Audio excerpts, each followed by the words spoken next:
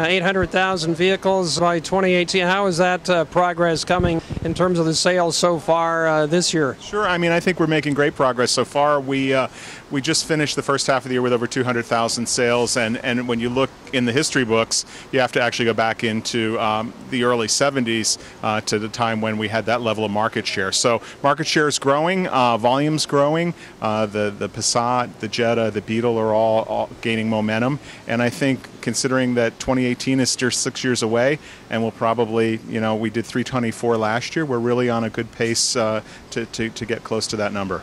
The Jetta is still the dominant seller, obviously, so you in a marketing position have to find a way to get all the product lines out there and in the public. So what's the strategy to kind of break away maybe from Jetta and get the other products going?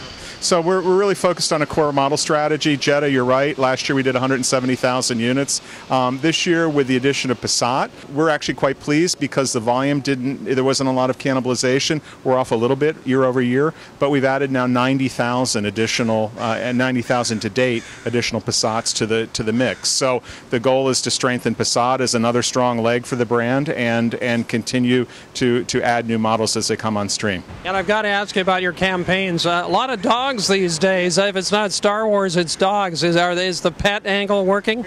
The pet angle's working. If you look at awareness, consideration, those sort of key metrics, but they always say, dogs and kids, you can't go wrong. And so we've added them into the mix, but it's not going to be there permanently. It was very much dependent on the concepts.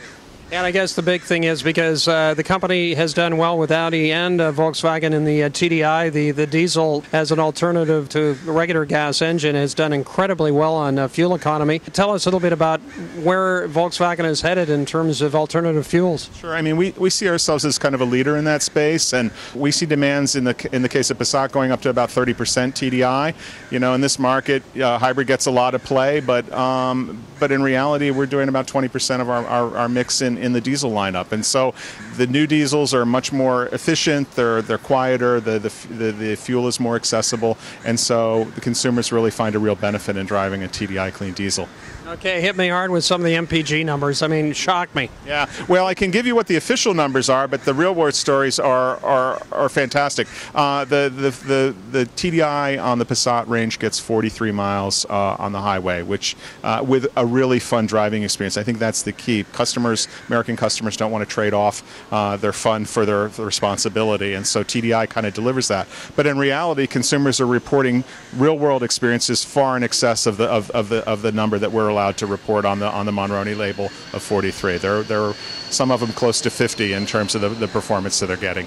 And you got a hybrid coming in a month or two, so you're kind of getting into the electric away a little bit from the diesel.